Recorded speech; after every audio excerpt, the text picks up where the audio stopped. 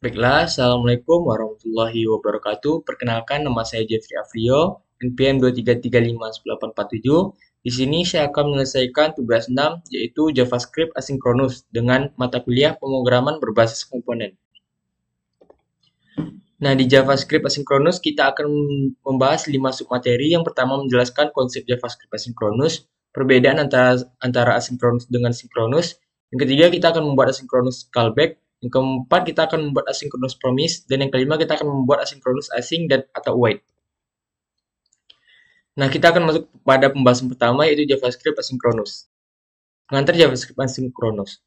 Program dalam JavaScript secara default itu akan dieksekusi baris per baris saja. Artinya, baris akan dieksekusi atau dikerjakan setelah baris sebelumnya selesai dikerjakan. Nah, proses ini disebut juga proses sinkronus.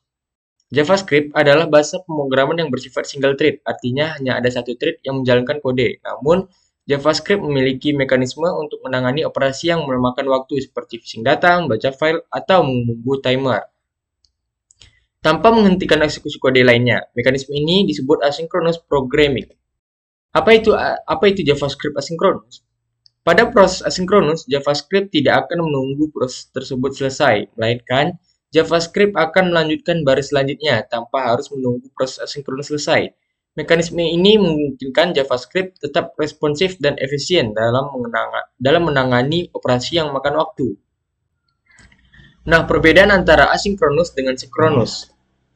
Sinkronus, eksekusi kode berjalan berurutan, satu persatu, dari atas ke bawah. Setiap instruksi harus selesai dulu sebelum lanjut ke instruksi berikutnya. Cara kerja sinkronus, program membaca dan menjalankan kode satu persatu secara berurutan.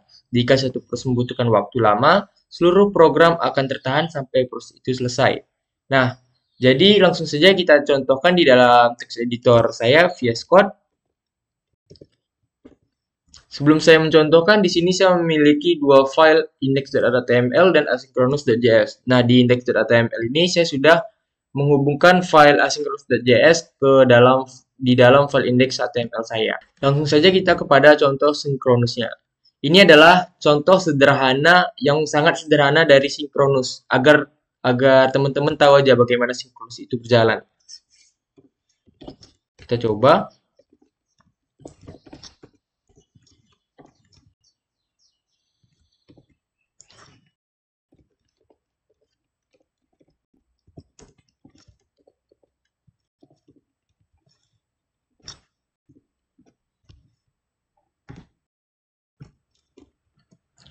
Nah, tadi di pembahasannya dia akan menjalankan satu persatu dari setiap kodenya.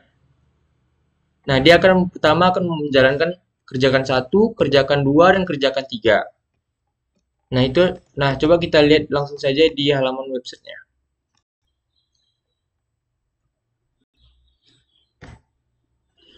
Nah, yang pertama itu dia akan mengerjakan kerjakan 1, lalu kerjakan 2, dan kerjakan 3. Nah, itulah sinkronus. Dia akan mengeksekusi satu persatu sesuai dengan default yang ada di JavaScript-nya. Lalu bagaimana asinkronus?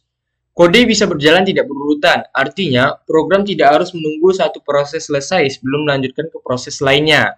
Cara kerja asinkronus, program tidak harus menunggu satu proses selesai sebelum lanjut ke proses lain. Bisa menjalankan beberapa tugas secara bersamaan dan menangani hasilnya nanti. Nah, contohnya seperti ini. Ini adalah contoh sederhana ya yang akan saya berikan. Nanti kita akan menggunakan studi kasus. Console.log. Ini kita buat kerjakan 1.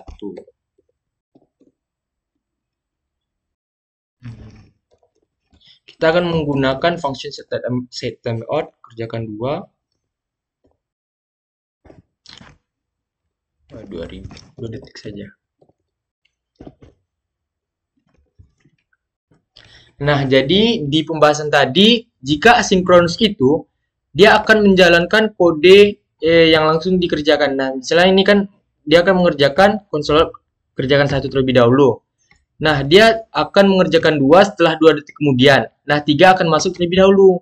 Jadi prosesnya itu dia akan mengeksekusi pertama, lalu dia akan mengeksekusi kerjakan 3, dan dia akan mengeksekusi kerjakan 2 setelah 2 detik kemudian dengan menggunakan function yang namanya set timeout. Dapat kita lihat hasilnya di halaman website kita. Nah, jadi asinkronus itu dia akan mengeksekusi kerjakan 1, lalu dia akan mengeksekusi kerjakan 3. Nah, setelah 3 detik kemudian, dia akan menyelesaikan kerjakan 2. Itu adalah contoh sederhana dari asinkronus. Itu adalah contoh sangat sederhananya. Lalu kita akan masuk ke pembahasan berikutnya, yaitu membuat asinkronus callback. Nah, di sini saya akan membuat studi kasus, yaitu kita akan membuat function penambahan dengan parameter angka 1 dan angka 2. Lalu di sini kita akan membuat yaitu return angka 1 ditambah angka 2. Lalu berikutnya saya akan membuat fungsi pengurangan dengan parameter yang sama angka 1 dan angka 2. Yang ketiga, saya akan membuat function perkalian dengan parameter yang sama. Lalu yang keempat, saya akan membuat function pembagian dengan parameter yang sama juga, angka 1 dan angka 2. Nah, di sini saya akan membuat function yang namanya function hitung. Di sini saya akan membuat pertama parameter angka 1. Yang kedua, saya akan membuat parameter angka 2. Dan yang terakhir, saya akan membuat yang namanya parameter operasi. Di sini saya akan membuat parameter operasi.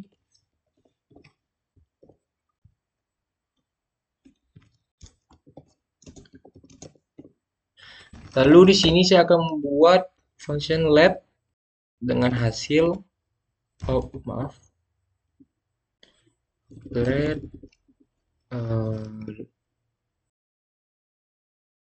let hasil 0, let hasil sama dengan 0, hasil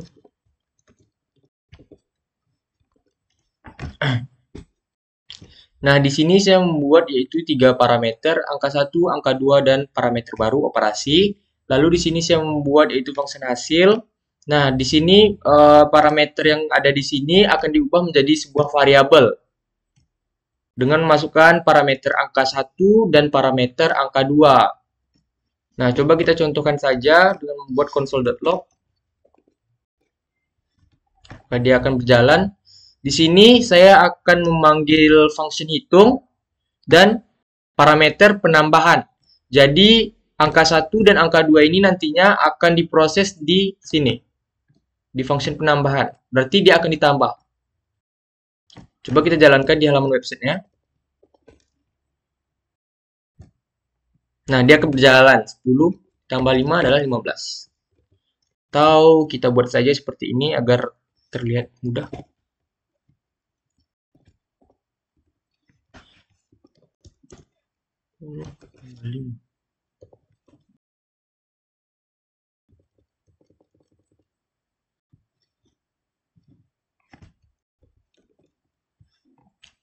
Lihat.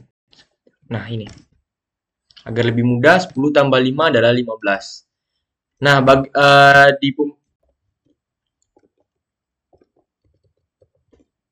di materi ini kita akan membuat yang namanya asynchronous callback. Jadi, asynchronous callback itu adalah seperti ini. Console.log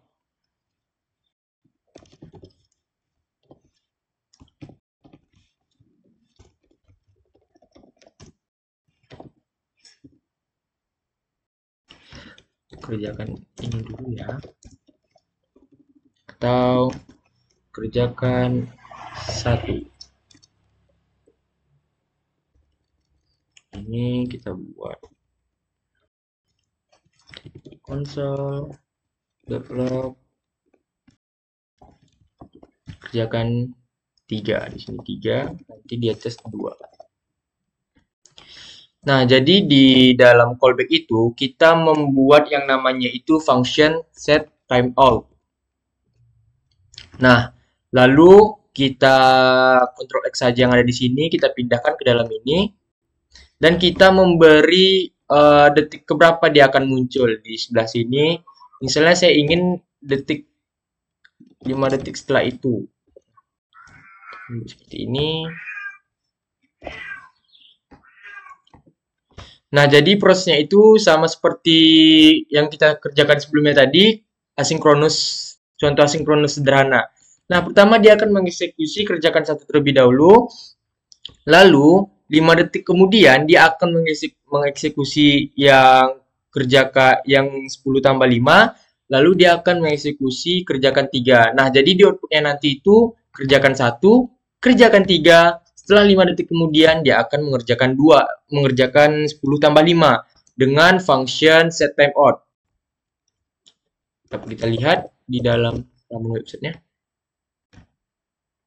Dia akan kerjakan 1 terlebih dahulu, kerjakan 3, setelah 5 detik kemudian baru 10 tambah 5 adalah 15. Itu adalah membuat asinkronus callback. Nah, ini adalah penjelasannya. Callback adalah fungsi yang dilewatkan sebagai argumen ke fungsi lain dan akan dijalankan setelah suatu operasi selesai.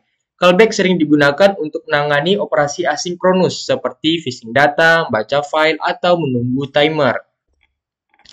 Nah, membuat asinkronus promise. Ini adalah kita buat saja di sini. Asinkronus callback.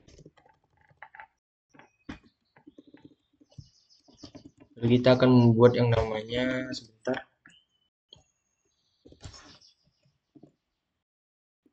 Asinkronus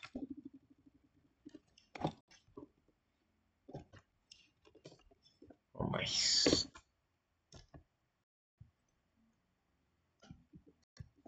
Sebentar, sini masih mati dia.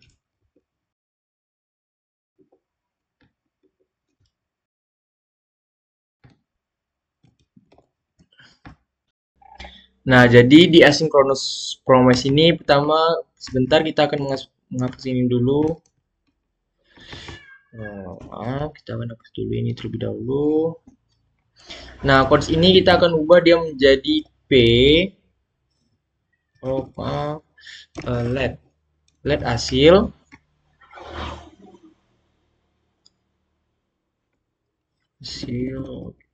menjadi P.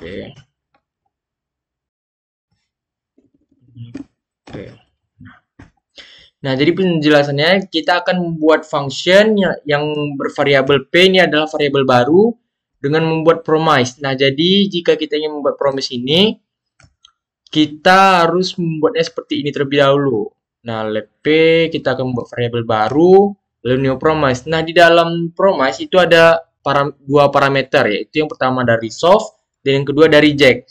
Nah, menurut saya resolve ini bernilai true dan reject ini bernilai false. Setelah itu, kita akan menggunakan fungsi dari callback, set timeout. Lalu, jika kita membuat variabel resolve, mengambil dari parameter promise. Nah, hitung 10 ini adalah parameter angka 1, ini angka 2, dan kita akan menggunakan, dan kita akan memprosesnya di penambahan, di sini. Dengan 5 detik kemudian. Nah, jika di promise, itu kita harus setelah kita membuat seperti ini kita harus memanggil variabel P dengan then value ini dapat kita ubah, tidak harus value, parameternya bisa kita ganti dengan benar. Nah, jika nilainya di sini resolve, jika resolve dia akan memproses yang bagian ini, dia akan memproses nilai benar. Nah, jika nilainya reject, dia akan memproses nilai dari reason. Dapat kita lihat langsung saja contohnya di halaman website kita. Ntar 5 detik kemudian dia akan muncul. Nah, dia akan muncul Kerjakan 10 tambah 5 yaitu 15. Berarti dia mengerjakan yang true, yang resolve. Dia akan mengerjakan resolve terlebih dahulu. Bagaimana jika dia ingin mengerjakan reject? Nah, jika dia ingin mengerjakan reject, kita tinggal ubah bagian sini saja. Jadi reject. Nah, maka yang akan diproses yang mana? Ya, yang ini betul. Dia akan memproses yang bagian reason. Atau kita ubah aja ini yang bagian gagal aja ya. Kita buat sini. Kita buat sini gagal. Nah, silahkan kita lihat sebentar. Sepertinya 5 detik terlalu lama, kita akan mengubahnya menjadi 3 detik saja.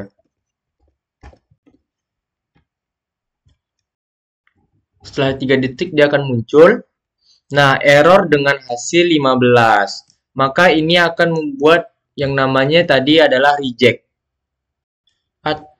Atau kita ingin dia tidak mengeluarkan hasil. Ya sudah, dia membuat dengan error saja. Maka akan muncul error. Nah, itulah membuat asynchronous promise. Kita lihat penjelasannya.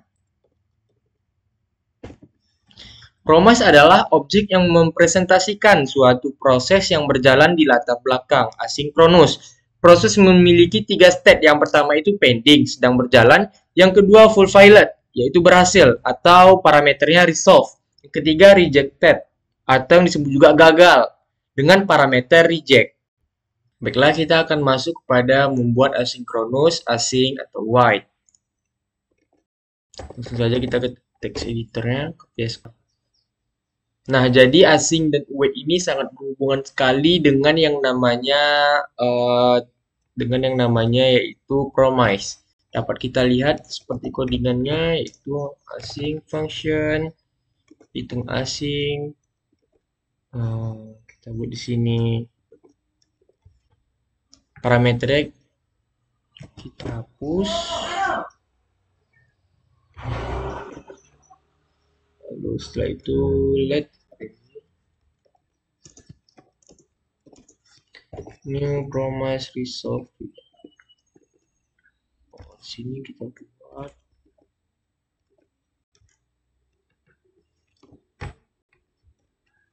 let hasil.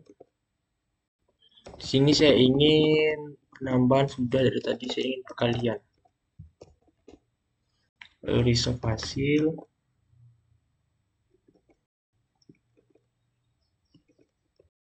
Di sini kita buat let hasil what p, lalu return hasil. Bukan return hasil.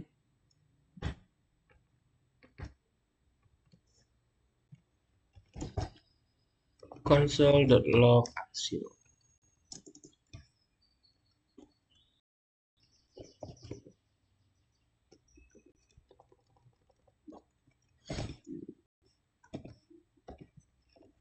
Hasil perkalian 10 kali 5. Sini kita buat isolasi. Nah, jadi ini adalah kode async dan await. Penjelasannya di sini, pertama kita akan membuat yaitu fungsi async terlebih dahulu. Nah, setelah kita membuat fungsi async, lalu kita akan membuat function baru yaitu membuat hitung async. Nah, setelah kita membuat hitung async, kita akan menggunakan seperti promise tadi, yaitu seperti ini, let p new promise resolve and reject. Nah, ini let p, kita akan membuat promise seperti ini, membuat promise seperti ini, lalu di dalam promise kita memiliki 2 parameter, yaitu resolve bernilai true dan reject bernilai false. Nah, setelah itu kita membuat yang namanya callback set timeout, lalu setelah itu kita memasukkan variabel hasil dan parameter hitung, lalu dan function hitung, lalu di dalam function hitung kita akan memasukkan parameter, yaitu ada parameter angka 1 dan parameter angka 2, lalu parameter perkalian. Nah, di sini akan memproses 10 dan 5 itu akan diproses di sini. Lalu berikutnya di sini keterangannya resolve, berarti dia akan mengeluarkan hasil, yaitu mengeluarkan hasil benar di resolve. Nah, dengan durasi 3 detik. Let hasil white. Nah, ini adalah fungsi dari white yang akan kita gunakan. White P konsol adalah hasil perkalian sama dengan hasil. Silakan kita lihat outputnya di dalam. Outputnya adalah selama 3 detik hasil perkalian 10 kali 5 sama dengan 50. Nah, itu adalah kode dari asynchronous, async, dan white. Nah, kita slash saja, lalu di sini kita Ctrl X, kita masukkan di sebelah sini. Nah, jadi di sininya nanti. Nah, jadi sudah ada asynchronous callback, asynchronous promise, dan asynchronous, async, dan white. Nah, berikutnya kita akan melihat penjelasannya. Nah, penjelasannya di sini, async adalah kata kunci yang digunakan untuk menandai bahwa sebuah fungsi bersifat asinkron. Fungsi yang diberi async akan selalu mengembalikan promise secara implisit, meskipun kita tidak menuliskannya secara eksplisit. Nah, jadi async itu sangat berhubungan dengan promise. Lalu kita akan mengetahui apa itu white. White hanya bisa digunakan dalam fungsi yang diberi kata kunci asing. Jadi kesimpulan di sini ada bila kita membuat fungsi asing, maka dalam fungsi asing itu harus ada yang namanya white. Karena di sini dijelaskan hanya bisa digunakan dalam fungsi yang diberi kata kunci asing, yang diberi kata kunci asing. White digunakan untuk menunggu hasil dari promise sebelum melanjutkan eksekusi kode. Dengan white, kode terlihat lebih mirip dengan kode sinkronus, tetapi tetap berjalan secara asinkron di belakang layar. Nah, mungkin hanya itu yang bisa dapat saya sampaikan. Apabila saya salah dalam berkata atau salah dalam mengucapkan, saya mohon maaf. Wabillahi taufik wal hidayah. Wassalamualaikum warahmatullahi wabarakatuh.